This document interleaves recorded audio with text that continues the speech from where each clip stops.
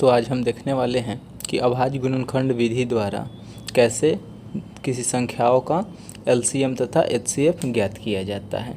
तो चलिए देखते हैं। हमारे पास क्वेश्चन है कि अभाज्य गुणनखंड विधि द्वारा 40 और 60 का एचसीएफ तथा एलसीएम ज्ञात करें। तो चूँकि अभाज्य गुणनखंड विधि से बनाना है तो सबसे पहले हम क्या करेंगे, 40 और 60 जो दो दी हुई संख्याएं हैं 40 और 60 उनका अभाज्य गुणनखंड करेंगे। तो सबसे पहले हम 40 का अभाज्य गुणनखंड निकालते हैं तो कितना आएगा, 2 से लगेगा 20, फिर 2 से 10, फिर 2 से 5। इसी प्रकार 60 का निकालते हैं तो फिर 2 से लगेगा इसमें 30, 2 से 15, फिर आगे 3 से 5। यानी हम लोग 40 बराबर क्या लिख सकते हैं, 2 गुने 2 गुने 2 गुने 5। यानी कि इसको घात में लिखना चाहे तो 2 का घात 3 गुने 5 का घात 1।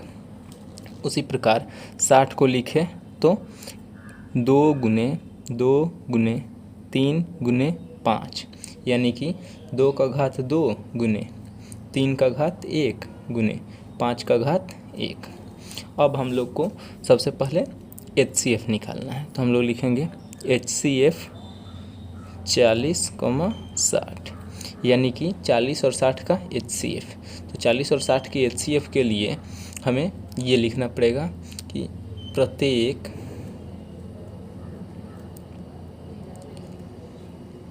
उभयनिष्ठ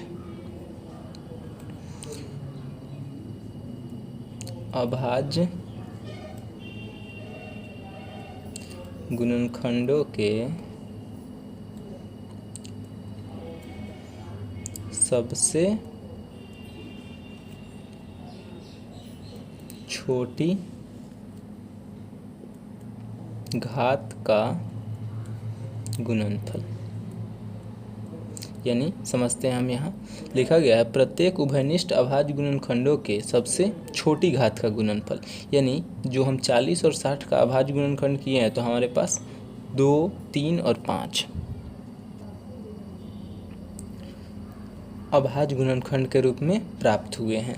तो इन अभाज्य गुणनखंडों में हम देखेंगे कि कौन कौन से गुणनखंड है जो कि उभयनिष्ठ है। तो हम यहाँ पर देख पा रहे हैं कि उभयनिष्ठ यानी जो दोनों में कॉमन हो, यानी कि 2 जो है 40 के अभाज्य गुणनखंड में भी आया है और 60 के अभाज्य गुणनखंड में भी। वैसे ही 5 भी 40 के अभाज्य गुणनखंड में भी आया है और 60 के भी अभाज्य गुणनखंड में आया है। यानी हम कह सकते हैं कि 2 और 5 जो है वो उभयनिष्ठ गुणनखंड है इस दोनों का। तो वही लिखा गया है कि प्रत्येक उभयनिष्ठ अभाज्य गुणनखंडों के सबसे छोटी घात का गुणनफल होना चाहिए। वही क्या कहलाएगा, एचसीएफ 40 और 60 का। तो 2 जो उभयनिष्ठ है इनमें से हमको दोनों में से छोटी घात चुनना है। तो छोटी घात कौन है, 2 का घात 2। तो हम लोग लिख लेंगे सबसे पहले 2 का घात 2। अच्छा, उसके बाद 5 भी कॉमन है, यानी 5 भी दोनों में उभयनिष्ठ है।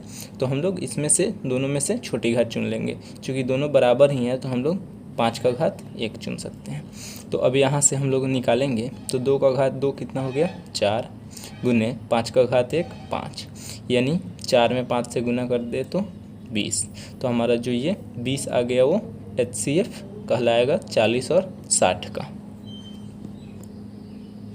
इसी प्रकार हमें एलसीएम निकालने के लिए लिखना होगा एलसीएम 40 60। तो इसमें लिखेंगे हम कि प्रत्येक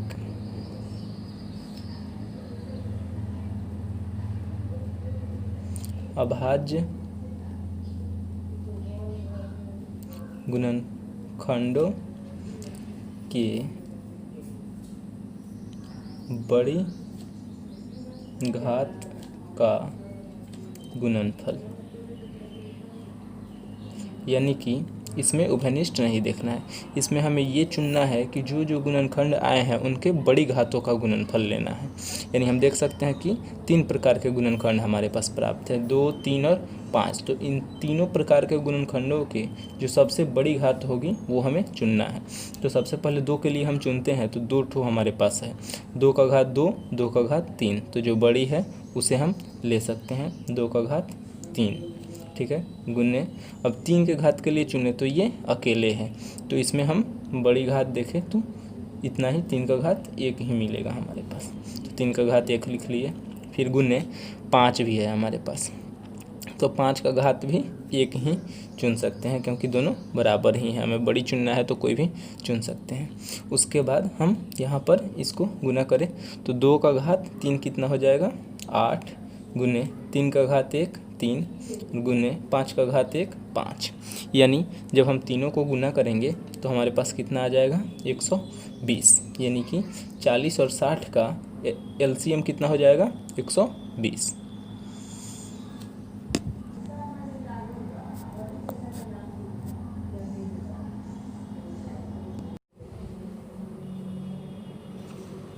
तो चलिए एक और क्वेश्चन देखते हैं ताकि पूरी तरह से ये अभाज्य गुणनखंड विधि द्वारा क्लियर हो जाए कि कैसे एचसीएफ और एलसीएम निकाला जाता है।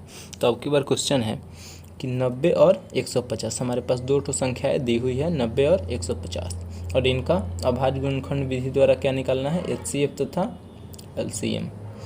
तो चलिए सबसे पहले वही काम करते हैं जो हमने पहले क्वेश्चन में किया है, यानी 90 और 150 का अभाज्य गुणनखंड करते हैं। तो 90 का 2 से लगाएंगे तो कितना आ जाएगा 45। फिर इसमें 2 से तो लगेगा नहीं तो 3 से लगाएंगे तो 15। फिर 15 में 3 से लगाएंगे तो 5। उसी प्रकार 150 का निकालते हैं 2 से लगेगा तो 75। फिर 2 से तो लगेगा नहीं, फिर 3 से लगाएंगे तो 25 और फिर 5 से लगेगा 5। तो हम लोग लिख सकते हैं 90 बराबर 2 गुने 3 गुने 3 गुने 5, यानी 2 का पावर 1 गुने 3 का पावर 2 गुने 5 का पावर 1। इसी प्रकार 150 बराबर 2 गुने 3 गुने 5 गुने 5, यानी कि 2 का पावर 1 गुने 3 का पावर 1 गुने 5 का पावर 2। अब हम सबसे पहले एचसीएफ निकालते हैं। तो इसके लिए लिखेंगे एचसीएफ 90, 150, यानी 150 और 90 का एचसीएफ निकालना है। तो इसके लिए हमने जैसा कि पहले क्वेश्चन में लिखा था वैसे ही लिखेंगे कि प्रत्येक उभयनिष्ठ अभाज्य गुणनखंड की सबसे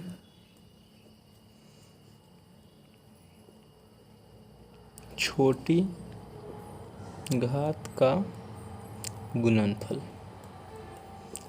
यानी कि हम प्रत्येक उभयनिष्ठ अभाज्य गुणनखंड की सबसे छोटी घात का गुणनफल लेंगे। यहाँ पे हमारे पास देखना है कि कौन कौन से उभयनिष्ठ अभाज्य गुणनखंड है। तो हम देख सकते हैं कि दोनों में मौजूद है 2 और 3 और 5 भी दोनों में मौजूद हैं, यानी कि 3 प्रकार के जो गुणनखंड प्राप्त हुए हैं वो तीनों ही उभयनिष्ठ हैं। और इसमें हमको कौन सा सबसे छोटी घात का गुणनफल लेना है। तो 2 का घात 1 2 का घात 1, इसमें से हम एक ठो चुन ले सकते हैं 2 का घात 1 गुने। अब यहाँ पर 3 के लिए चुनेंगे चूँकि ये भी उभयनिष्ठ है तो इसमें से हमें छोटी घात वाला चुनना है। तो हम चुन सकते हैं 3 का घात 1, 3 का घात 1 लिख लिए। फिर गुने इसमें से चुनेंगे छोटी घात तो 5 का घात 1 प्राप्त होगा हमारे पास, यानी कि जब इसे गुना करेंगे तो 2 गुने 3 गुने 5, यानी हम जब सभी को गुना करते हैं तो कितना आ जाएगा 30, यानी कि 90 और 150 का एचसीएफ कितना हो जाएगा 30। उसी प्रकार जब हम एलसीएम निकालते हैं तो लिखेंगे एलसीएम 90 150।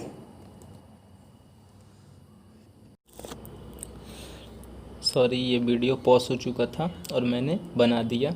सो चलिए मैं आपको समझा देता हूँ कि ये कैसे मैंने किया। तो जैसे कि हम लोग एलसीएम अब निकालने चल रहे थे 90 और 150 का, तो हम लोग लिखे प्रत्येक अभाज्य गुणनखंड की सबसे बड़ी घात का गुणनफल, यानी कि जो भी अभाज्य गुणनखंड हमारे पास प्राप्त हुए हैं उनके सबसे बड़ी घातों का गुणनफल हमें लिखना है यहाँ पे। तो उसके लिए 2 के लिए जब हम देखें तो 2 का घात 1 2 का घात 1 2 जगह पे है, यानी इनमें से बड़ी अगर चुने तो कोई भी हम लोग चुन सकते हैं। तो इसीलिए 2 का घात 1 लिख दिया गया।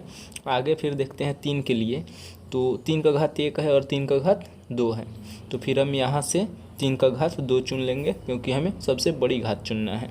तो 3 का घात 1 तो ले नहीं सकते हैं, इसलिए हम 3 का घात 2 ले लिए। इसी तरह से अब 5 का घात 1, 5 का घात 2, दोनों में से कौन से ले सकते हैं, तो सबसे बड़ी घात चुनना है, इसीलिए 5 का घात 2 ले सकते हैं। जब इसे सॉल्व करते हैं तो 2 का घात 1 कितना हो जाएगा 2, फिर 3 का घात 2 कितना हो जाएगा 9, और 5 का घात 2 कितना हो जाएगा 25। जब तीनों को गुना करेंगे तो हमारे पास कितना आ जाएगा 450। तो 450 से ही 90 और 150 का एलसीएम निकलेगा।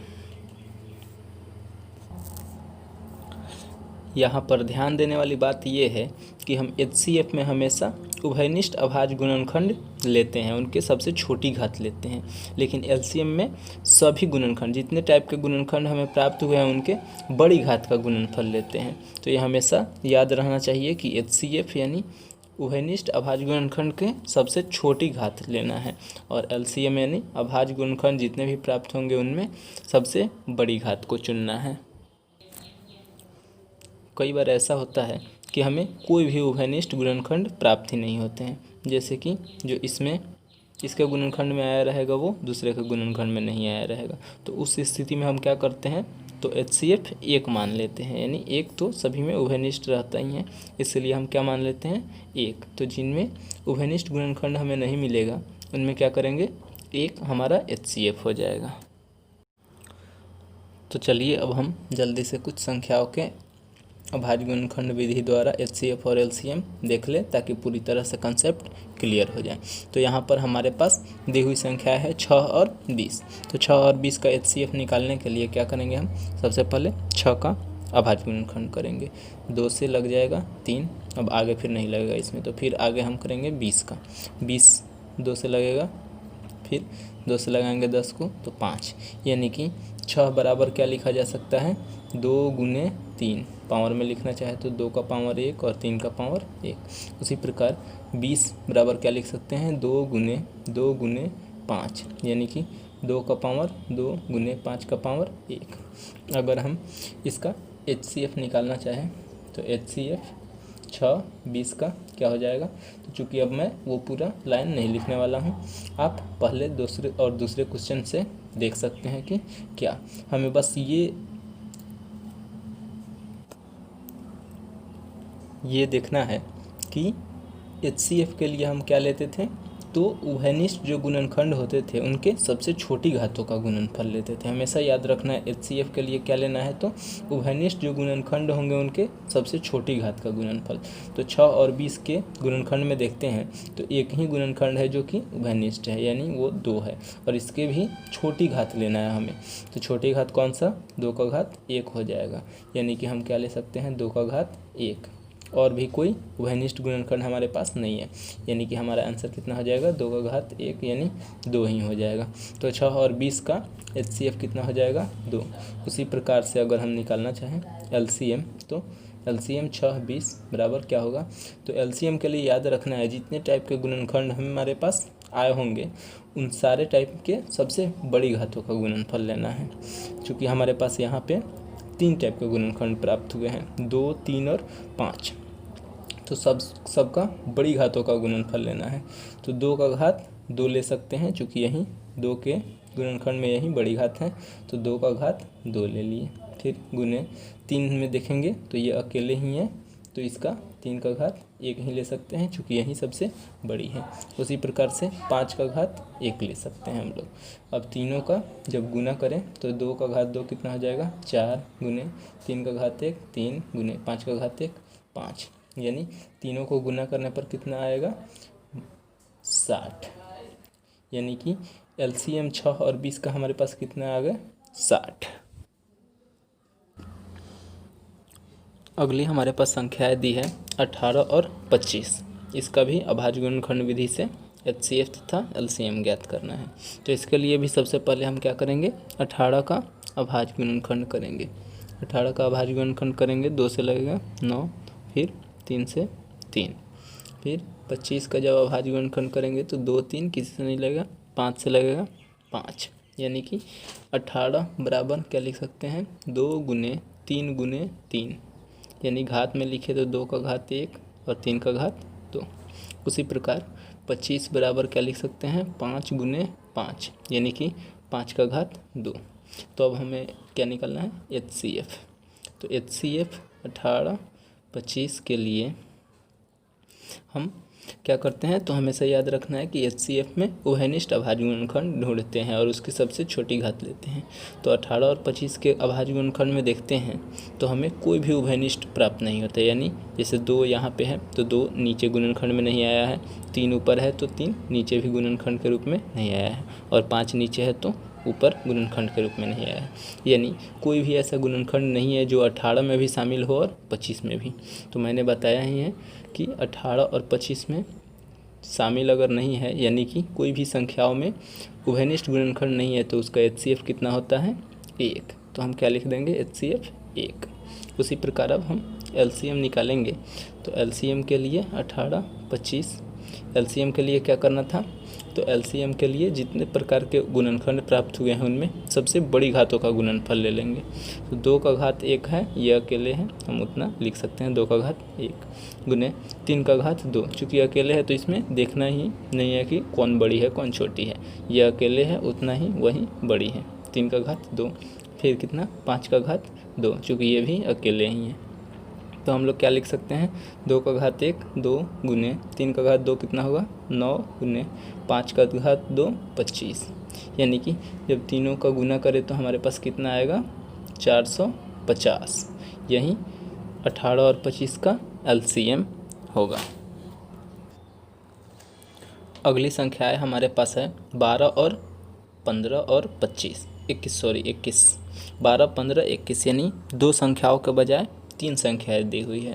तभी भी हम लोग उसी नियम से बनाना स्टार्ट करेंगे। सबसे पहले तीनों का अभाज्य गुणनखंड करेंगे।